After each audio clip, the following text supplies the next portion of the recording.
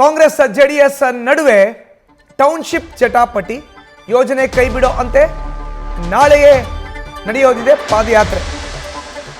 ನಾಳೆ ಪಾದಯಾತ್ರೆ ನಡೆಸಲಿಕ್ಕೆ ಸಿದ್ಧತೆಯನ್ನು ಮಾಡಿಕೊಳ್ಳಲಾಗಿದೆ. ಕಾಂಗ್ರೆಸ್ ಜೆಡಿಎಸ್ ನಡುವೆ ಬಿಡದಿ ಟೌನ್ಶಿಪ್ ಜಟಾಪಟಿ ಯೋಜನೆ ಕೈಬಿಡುವಂತೆ ನಾಳೆ ನಡೆಯುವಂಥ ಪಾದಯಾತ್ರೆ. ನಿಖಿಲ್ ಕುಮಾರಸ್ವಾಮಿ ನೇತೃತ್ವದಲ್ಲಿ ನಾಳೆ ಪಾದಯಾತ್ರೆಯನ್ನು ಆಯೋಜಿಸಲಾಗಿದೆ. ಬಿಡದಿ ಹೋಬಳಿಯ ಅಂಚಿಪುರದಿಂದ ಹೊಸೂರುವರೆಗೆ ನಡಿಗೆ ಹಮ್ಮಿಕೊಳ್ಳಲಾಗಿದೆ. ಮತ್ತೊಂದೆಡೆ GBDAಯಿಂದಲೂ ಭೂ ಪರಿಹಾರದ ಚೆಕ್ ವಿತರಣೆ ಆಗ್ತಾ ಇದೆ. ಯೋಜನೆಗೆ ಒಪ್ಪಿಗೆ ನೀಡಿದ್ದಾರೆ ರೈತರು. ಪರಿಹಾರದ ಚೆಕ್ನ ಪಡಿತಾ ಇದ್ದಾರೆ.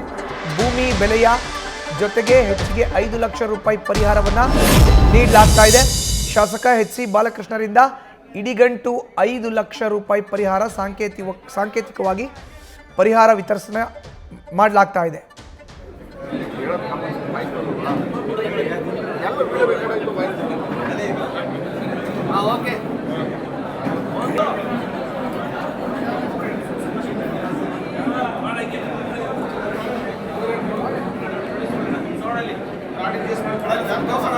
ನಾಳೆ ನಿಖಿಲ್ ಕುಮಾರಸ್ವಾಮಿ ಅವರು ಪಾದಯಾತ್ರೆನ ಮಾಡ್ತಾ ಇದ್ದಾರೆ. ಅಂಚಿಪುರದಿಂದ ಹೊಸೂರುವರೆಗೂ ಬಿಡದಿ ಟೌನ್ಶಿಪ್ ಯೋಜನೆ ಇದೆಯಲ್ಲ ಅದನ್ನು ಸರ್ಕಾರ ಕೈ ಬಿಡಬೇಕು ಅಂತ ಒತ್ತಾಯವನ್ನು ಮಾಡಿ. ಮತ್ತೊಂದು ಕಡೆ ಮಾಗಡಿ ಶಾಸಕ ಬಾಲಕೃಷ್ಣ ಅವರು ರೈತರು ಯಾರು ಭೂಮಿ ಕೊಡ್ತಾ ಇದ್ದಾರೆ ಅವ್ರಿಗೆ ಭೂ ಪರಿಹಾರವನ್ನು ನೀಡ್ತಾ ಇದ್ದಾರೆ ಚೆಕ್ ಮೂಲಕ. ಅದನ್ನು ನೋಡ್ತಾ ಇದ್ದೀವಿ ದೃಶ್ಯಾವಳಿಗಳಲ್ಲಿ. ಹೆಚ್ಚಿಗೆ 5 ಲಕ್ಷ ರೂಪಾಯಿ ರೈತರಿಗೆ ಕೊಡ್ತಾ ಇದ್ದಾರೆ. ಈ ಮೂಲಕ ನಾವು ಯಾವುದೇ ರೈತರಿಗೆ ಅನ್ಯಾಯವನ್ನು ಮಾಡ್ತಾ ಇಲ್ಲ ನಮ್ಮ ಸರ್ಕಾರ ಅನ್ನೋದನ್ನು ಸ್ಪಷ್ಟವಾಗಿ ಹೇಳ್ತಾ ಇದ್ದಾರೆ. ಹೆಚ್ಚಿನ ಮಾಹಿತಿ ನೀಡ್ತಾರೆ ನಮ್ಮ ಪ್ರತಿನಿಧಿ ಮೋಹನ್. ದೂರವಾಣಿ ಸಂಪರ್ಕಕ್ಕೆ ಸಿಕ್ಕಿದ್ದಾರೆ. ಮೋಹನ್, ಈಗ ಒಂದು ಕಡೆ ಯೋಜನೆ ಕೈ ಬಿಡಬೇಕು ಅನ್ನೋ ಒತ್ತಾಯ, ಅದಕ್ಕೆ ನಾಳೆ ಪಾದಯಾತ್ರೆ. ಇನ್ನೊಂದು ಕಡೆ ಪಾದಯಾತ್ರೆಗೂ ಮುನ್ನ ರೈತರು ಯಾರು ಭೂಮಿ ಕೊಡ್ತಿದ್ದಾರೆ ಭೂ ಪರಿಹಾರ ಏನು ನಡೀತಾ ಇದೆ ಬಿಡದಿ ಟೌನ್ಶಿಪ್ ವಿಚಾರಕ್ಕೆ ಸಂಬಂಧಪಟ್ಟಂತೆ?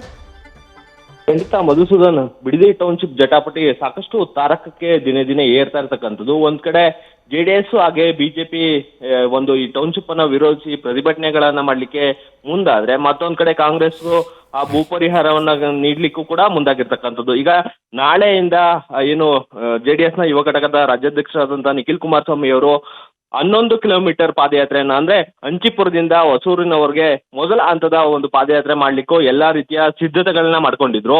ಏನು ಈ ಒಂದು ಸಿದ್ಧತೆಯಿಂದ ಸಾಕಷ್ಟು ಮತ್ತೆ ಅಲ್ಲಿಯ ಭೂ ಪರಿಹಾರಕ್ಕಾಗ್ಲಿ ಅಥವಾ ಅಧಿಸೂಚನೆಗೆ ಹೊರಡಿಸುವಂತ ಅಂದ್ರೆ ನೋಟಿಸ್ ಅನ್ನ ನೀಡ್ತಾರೆ.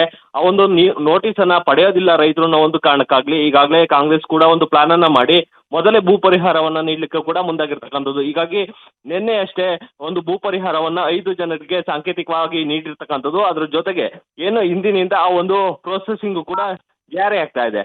ಅಂದ್ರೆ ಯಾರೆಲ್ಲ ಈ ಭೂ ಸ್ವಾಧೀನದ ಒಂದು ನೋಟಿಸ್ ಅನ್ನ ಪಡೆದಿದ್ದಾರೆ ಇವರಿಗೆ ಎಲ್ಲಾ ದಾಖಲಾತಿಗಳನ್ನು ಒದಗಿಸಿದಂತ ಸಂದರ್ಭದಲ್ಲಿ ತಕ್ಷಣವೇ ಅವರ ಅಕೌಂಟ್ಗೆ ಒಂದು ವಾರದಲ್ಲೇ ಹಣವನ್ನ ಬಿಡುಗಡೆಯನ್ನ ಮಾಡ್ತಿರ್ತಕ್ಕಂಥದ್ದು. ಹೀಗಾಗಿ ಏನು ಎಲ್ಲವನ್ನ ಕೂಡ ಸಂಪೂರ್ಣವಾಗಿ RTGS ಮುಖಾಂತರ ಹಣವನ್ನ ಸಂದಾಯ ಮಾಡ್ಲಿಕ್ಕೆ ಈಗಾಗಲೇ ಸರ್ಕಾರ ಹಾಗೆ ಮಾಗಡಿ ಶಾಸಕರಾದಂಥ ಬಾಲಕೃಷ್ಣ ಹಾಗೆ GBDA ಅಧ್ಯಕ್ಷರಾದಂಥ ಗಾಣಕಲ್ ನಟರಾಜ್ ಅವರು ಸಿದ್ಧತೆಯನ್ನ ಮಾಡ್ಕೊಂಡಿರ್ತಕ್ಕಂಥದ್ದು.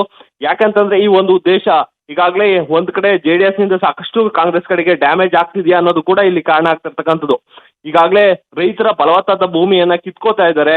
ಈ ಒಂದು ಕಾರಣಕ್ಕಾಗಿ ಅವರ ಒಂದು ಡ್ಯಾಮೇಜ್ ಅನ್ನ ಕಂಟ್ರೋಲ್ ಮಾಡ್ಲಿಕ್ಕೆ ಕಾಂಗ್ರೆಸ್ ಈ ತರದ ಒಂದು ಮುಂದಿನ ಒಂದು ಹೆಜ್ಜೆಯನ್ನ ಇಟ್ಟಿರ್ತಕ್ಕಂಥದ್ದು.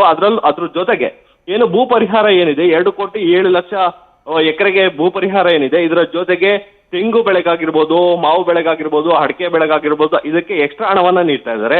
ಇದರ ಜೊತೆಗೆ ಇಡಿಗಂಟು ಅನ್ನೋ ಒಂದು ಹೊಸ ಏನು ಯೋಜನೆಯೊಂದಿಗೆ ತಲಾ 5 ಲಕ್ಷವನ್ನ ಎಕ್ಸ್ಟ್ರಾವಾಗಿ ಕೊಡ್ತಾ ಇರ್ತಕ್ಕಂಥದ್ದು. ಅಂದ್ರೆ ಯಾರೆಲ್ಲ ತಕ್ಷಣವೇ ಈ ಒಂದು ಭೂಮಿಯನ್ನ ಬಿಟ್ಕೊಡ್ತಾರೆ ಅವರಿಗೆ ಆಚೆ ಹೋದಂತ ಸಂದರ್ಭದಲ್ಲಿ ಯಾವ ಕೆಲಸವನ್ನ ಮಾಡಬೇಕು, ಅವರಿಗೆ ಹಣ ಎಲ್ಲಿಂದ ಬರ್ತದೆ ಅನ್ನೋ ಒಂದು ಕಾರಣದಿಂದಾಗಿ ಈಗಾಗಲೇ HC ಬಾಲಕೃಷ್ಣ ಅವರೇ ನಿನ್ನೆ ಈ ಒಂದು ಮಾತನ್ನ ಹೇಳಿರ್ತಕ್ಕಂಥದ್ದು. ಅಂದ್ರೆ ಯಾರು ಅಂದ್ರೆ ಸಣ್ಣ ಮಟ್ಟದಿಂದ ಹಿಡಿದು ದೊಡ್ಡ ಹಿಡುವಳಿದಾರನವರೆಗೂ ಕೂಡ ಯಾರೆಲ್ಲ ಭೂಮಿಯನ್ನ ಸರ್ಕಾರಕ್ಕೆ ಒಪ್ಪಿಸ್ತಾರೆ ಅವರಿಗೆಲ್ಲ ಮತ್ತೆ ಎಕ್ಸ್ಟ್ರಾ 5 ಲಕ್ಷ ಹಣವನ್ನ ನೀಡ್ಲಿಕ್ಕೆ ಈಗಾಗಲೇ ಮುಂದಾಗಿರ್ತಕ್ಕಂಥದ್ದು. ಹೀಗಾಗಿ ಎಲ್ಲ ಒಂದ್ ಕಡೆ JDS ನ ಟಾರ್ಗೆಟ್ ಮಾಡ್ತಿದಾರಾ, ಅಂದ್ರೆ ಕಾಂಗ್ರೆಸ್ಗೆ ಎಲ್ಲ ಒಂದ್ ಕಡೆ ಡ್ಯಾಮೇಜ್ ಆಗುತ್ತೆ ಅನ್ನೋದನ್ನ ಕಂಟ್ರೋಲ್ ಮಾಡ್ಲಿಕ್ಕಾಗಿ ಈ ಒಂದು ಚೆಕ್ ವಿತರಣೆಗೆ ಮುಂದಾದ್ರ ಅನ್ನೋದು ಒಂದು ಪ್ರಶ್ನೆ. ಆದ್ರೆ ಮತ್ತೊಂದ್ ಕಡೆ ಯಾರಿಗೂ ಕೂಡ ಈ ಒಂದು ಭೂಮಿಯನ್ನ ನೀಡಬೇಡಿ, ಮುಂದಿನ ಸರ್ಕಾರ ಅಂದ್ರೆ ನಮ್ಮದೇ ಸರ್ಕಾರ ಬರ್ತದೆ, ಮೈತ್ರಿ ಸರ್ಕಾರ, ಈ ಒಂದು ಸಂದರ್ಭದಲ್ಲಿ ಈ ಒಂದು ಏನು ಅಧಿಸೂಚನೆ ಆಗಿದೆ ಅದನ್ನ ಕೂಡ ಸ್ಟಾಪ್ ಮಾಡ್ತೀವಿ. ಅದ್ರ ಜೊತೆಗೆ ಏನು ಈ ಬಿಡದಿ ಟೌನ್ಶಿಪ್ ಏನಿದೆ ಈ ಒಂದು ಟೌನ್ಶಿಪ್ ಅನ್ನು ಕೂಡ ನಿಲ್ಲಿಸ್ತೀವಿ. ಅದಲ್ದಲೆ ಏನು ರೆಡ್ ಝೋನ್ ಇದೆ ಏನಿದೆ ಅದನ್ನ ರೆಡ್ ಝೋನ್ ಅನ್ನ ರಿಮೂವ್ ಮಾಡಿ ರೈತರಿಗೆ ಜಮೀನನ್ನ ಉಳುಮೆ ಮಾಡ್ಕೊಳ್ಳಿಕ್ಕೂ ಕೂಡ ಒಂದು ಎಲ್ಲಾ ರೀತಿಯ ರೂಪುರೇಷೆಗಳನ್ನ ರೂಪಿಸ್ಕೊಡ್ತೀವಿ ಅಂತ ಈಗಾಗಲೇ ಅಂದ್ರೆ JDS ನಿಂದ ಆಗಿರ್ಬೋದು ಅಥವಾ ಬಿಜೆಪಿಯಿಂದ ಆಗಿರ್ಬೋದು ಈಗಾಗಲೇ ಹೇಳಿರ್ತಕ್ಕಂಥದ್ದು. ಹೀಗಾಗಿ ಇದಕ್ಕೂ ಮೊದಲು ಅಂದ್ರೆ ಕಾಂಗ್ರೆಸ್ ಸರ್ಕಾರ ಇದ್ದಾಗ್ಲೇನೆ ಈ ಒಂದು ಭೂ ಸ್ವಾಧೀನವನ್ನ ಪಡೆದು ಬಿಟ್ರೆ ಟೌನ್ಶಿಪ್ ಅನ್ನ ಮುಂದುವರಿಸಬಹುದು ಅನ್ನೋ ಕಾರಣಕ್ಕಾಗಿ ಕಾಂಗ್ರೆಸ್ ಕೂಡ ಪ್ಲಾನ್ ಅನ್ನ ಮಾಡ್ಕೊಂಡು ಭೂ ಪರಿಹಾರವನ್ನ ಕೂಡ ನೀಡಿದೆ.